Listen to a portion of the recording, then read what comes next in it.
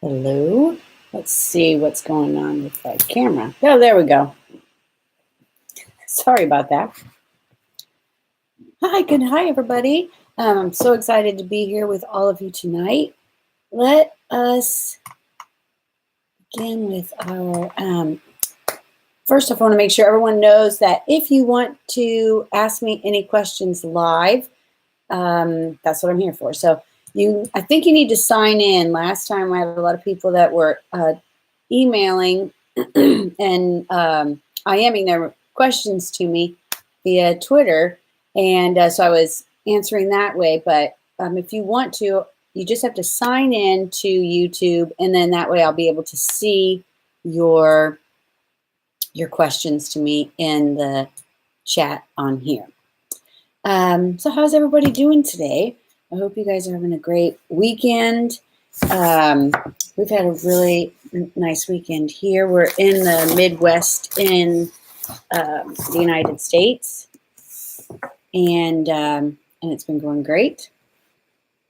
Looking forward to the spring. I don't know where you guys are located, if it's warm or not, but we have been waiting for some warmer weather over here. All right, I'm getting some questions in, so let's go ahead and begin answering. I'm just going to take a second with them. All right, the first question is from Diego, and he is asking, how common is vitiligo? And that is a great question because so many of us feel like it's uncommon since we don't really see a lot of people around that have vitiligo. But when you look at the numbers, it actually is a lot of people around the world because they say it's about 5 to 8% of the population has vitiligo. And that is tens of millions of people. Just not in clusters, so we don't really find people around us often that have it. And you know what's funny is that even when you do see somebody with vitiligo, it's for some reason you don't feel like you can just go up to that person and say, hey, I have it too, or hey, it's kind of inappropriate, I suppose, to call out that you notice it because you know that nobody wants to be noticed for that, really. But it's far more common than we feel it is, since we don't see that many people with it. And that's also another reason that they are working so hard to find a cure for vitiligo. Not just because they want to help people. There's a lot of scientists and doctors that in their heart, that's what they want to do, is help people feel better about themselves and help cure this skin issue.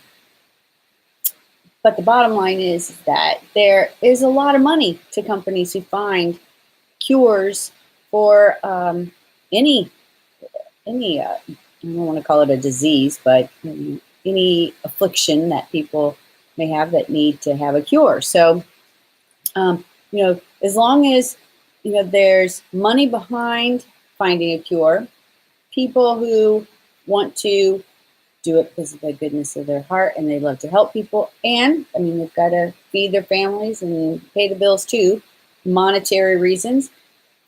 Just be assured there are people out there working to find a cure. And it's just a hard one to find because, as you know, by reading so much about vitiligo, that the amount of differences between like how my vitiligo started, how your vitiligo started, they're immense. So finding a commonality to begin, even to see like what the root cause would be, it's probably very difficult.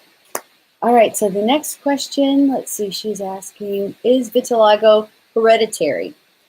It is hereditary because vitiligo is, they found a gene not too long ago, and And so we know it's a gene. Now, if it gets turned on or not, that's a different thing. And what makes it turn on? Like, I have vitiligo, and but no one else in my family shows vitiligo. Uh, Although my sister recently, she's 5 years younger than me, she started to get a little dot on her forehead, and she hasn't been diagnosed with vitiligo, and she doesn't have it anywhere else, but that might be it. But if the main reason that you're asking that question is because you're worried about children, it's nothing to worry about because it's not really a hardship. As long as you keep up with self-esteem in children, if they get it, then you're golden. But just because you have vitiligo doesn't mean your children will get vitiligo. I have 3 children, none of them have vitiligo. And so I think that's pretty common too. I know that some people will say that they know other people in their family who have vitiligo, but it's not a given that if you have it, your children will have it. All right, let's see. Teresa, hello. Can vitiligo be brought on by a chemical burn? That is what happened to myself at a resort I visited after doing a water exercise. Teresa, that is a common start that I have read about, because chemical burns, skin injuries. It must be that the gene perhaps gets turned on because all of the white cells that go in to help when we have an injury, white cells go to the place of injury to start the healing. And I'm guessing that when that happened,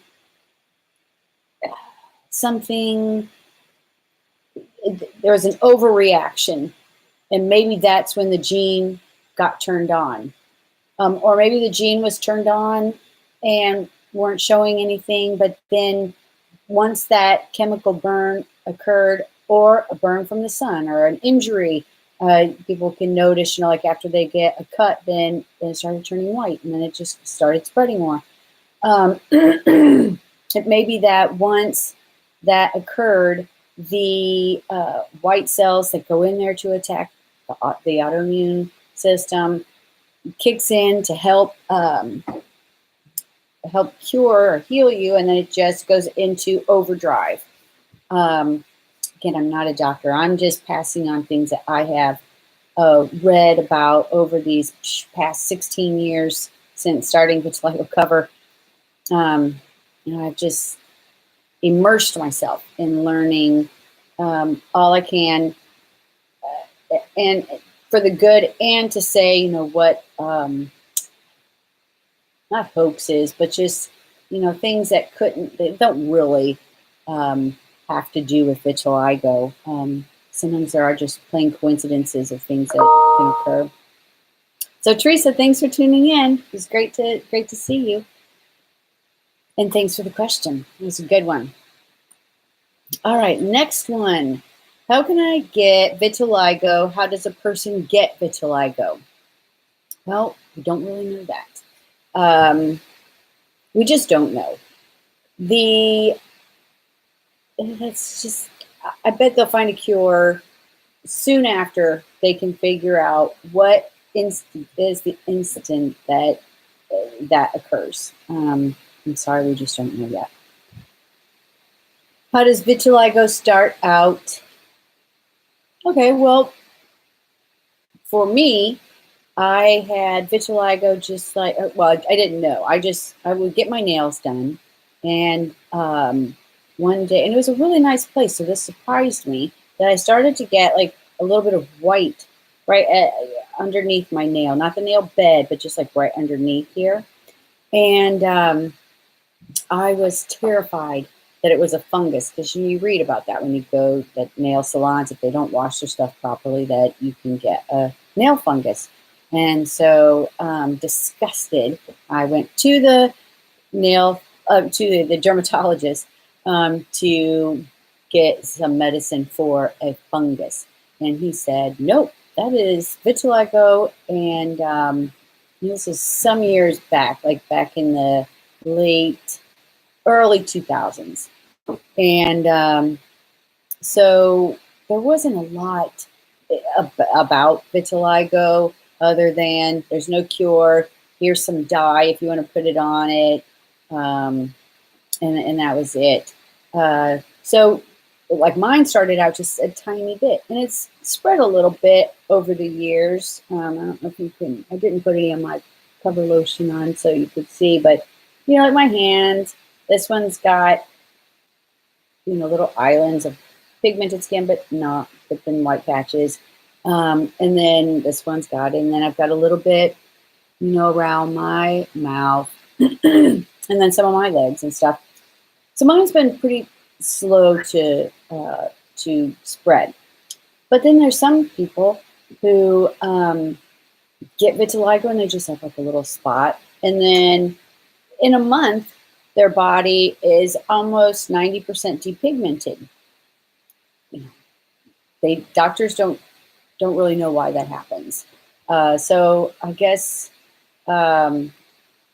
if you have, if it's slower progress, then just be glad that it's slow. And if it's fast, then it's over all at once. So you can just, put something on all over. So then it just blends it in, or just have very pale skin, but wear SPF, as we all should, just to protect our skin. Excuse me. All right, next question here from Amy. How do I take care of skin with vitiligo? That was perfect. We're talking about that. It's really important to, no matter if you have vitiligo or not, to wear SPF when you're in the sun. Make sure that the SPF that you use is has all natural ingredients if possible, but also that it is ocean friendly, especially if you like to go swimming in the ocean, because a lot of the ingredients that are in over-the-counter SPFs, lotions, they're harmful to the reefs, the barrier reefs, and so the less damage we can do to Earth, the better. So SPF. What else do we need to do, especially for the skin? Try to, you don't have to minimize being out in the sun, because the sun's great for you. Vitamin D, just being happy, just going out and enjoying the outdoors. That's very important. And so really just taking care of your skin. I don't think that there's anything in particular that you have to do to your skin. Staying hydrated is perfect for everyone's skin. So I don't think there's anything special that you have to do other than what you would do with your regularly pigmented skin. Let me see, we've got some more. Just 1 second. Let's see. Okay. Oh, I'm so sorry. They just lost their connection, so they couldn't hear me answer the question if I read it. But I'm just going to go ahead and read this one for you. And then we're also recording this as our podcast. So if you are able to come back on and then you've missed me reading your question, then you can listen to our podcast. And you can get that off of vitiligovoices.com. And that'll be up tomorrow. Let's see. Is vitiligo curable? We've talked about that. But I'm going to go ahead and just repeat. They're working on a cure now. There isn't a known cure. Can you do things to slow the vitiligo progression? Sure, but everybody's body's different. So what may work for me might not work for you. What works for you might not work for me. So there's not like a one answer for everybody yet. But I do know that for some people, it didn't for me, but some people taking doses of ginkgo biloba. That has helped slow progression. If you go, and I did a whole podcast on that, and I did another podcast with Dr. Orez, I think, from Canada. And if you go to, you can listen to that podcast.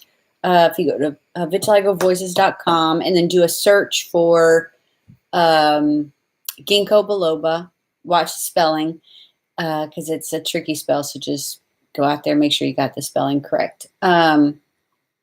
And then you can listen to those podcasts because he gives like dosage that he did for his patients that responded to it. That was promising. That sounded really good. That's really the only thing I know for sure that has had some studies done on it that showed that kind of thing. Let's see. Hi, Mike. Sorry you can't post anything, but or you can't. Okay, I see. Yes, thank you. Hi, back to you. Thanks for coming and listening tonight. Let's see. How is vitiligo diagnosed? The best way to do it is with a dermatologist. Just go to a dermatologist or your doctor. Your family doctor should be able to diagnose it. When you go to your doctor, just be aware that sometimes you might not get the gentlest reaction walking you through what it may be, because they don't know all the answers yet, and so it's hard to get a lot of information. That's why I post information on my website, because I want people to have a place where they can go and read about the latest things about vitiligo, and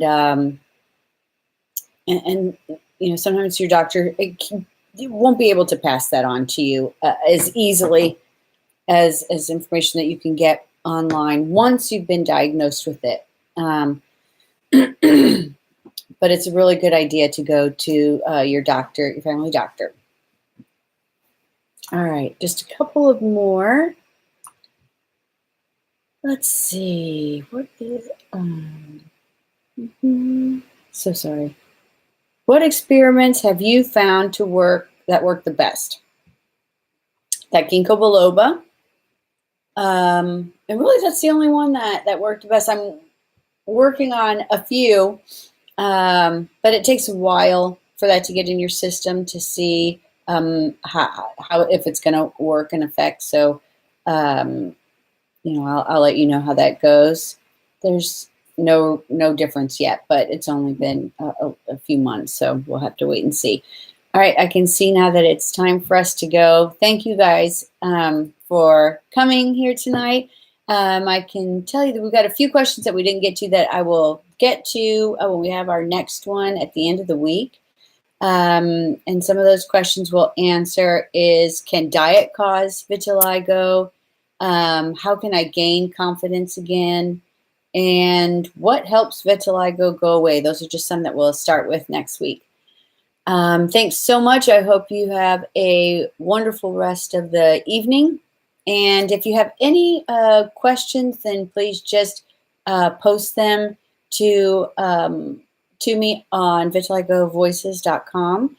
You can do that through Twitter or on our website. Thanks so much, and I look forward to talking with you next time. Bye.